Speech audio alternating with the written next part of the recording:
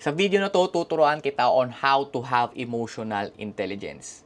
I'm Joms and I help men conquer the fear of rejection by mastering confidence. And sa video na to, pag-uusapan natin on why emotional intelligence is something that is crucial for a successful dating and relationships. So, ano ba yung mga signs na you have poor emotional intelligence? Number one is you have the difficulty on reading emotions. So, hindi ka makaramdam.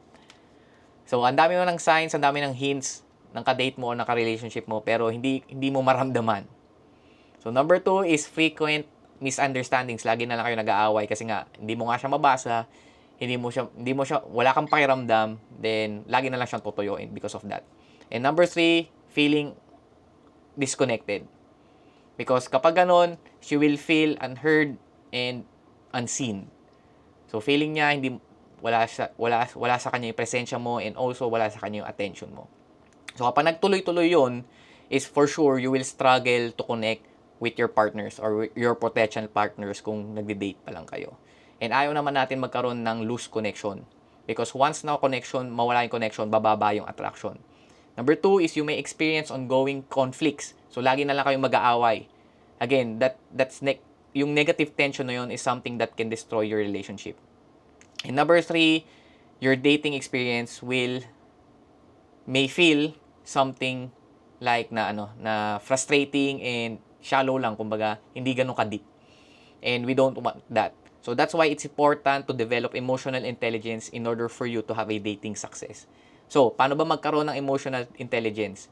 So, ang best way in order for you to have emotional intelligence, it's number one, is mag-start yan sa sarili mo. So, always try to regulate your own emotions. Try to control it. So, ang ginagawa ko is I do meditations.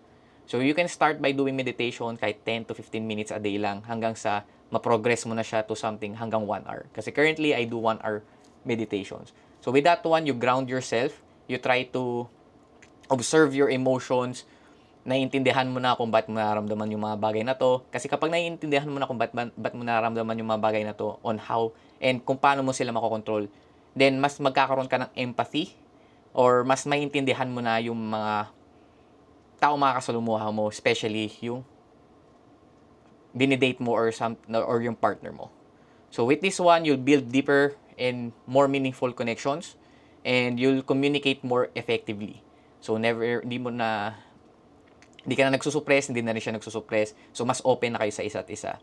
And lastly, you'll navigate emotional challenges with ease. Hindi lang yung sa'yo, but also yung sa kanya. Because as a man, we need to lead her outside a negative emotional tension. So, every time na nakakaramdam siya ng high negative emotional tension, kailangan marunong tayo on how to lead her out of that one. So, in order for us to lead her out of that one, kailangan na intindihan muna natin kung ano yung nararamdaman niya. So, magsisimula yun sa sarili natin. So, again, we need to practice self-awareness by meditation. So, yun lang. Let's go.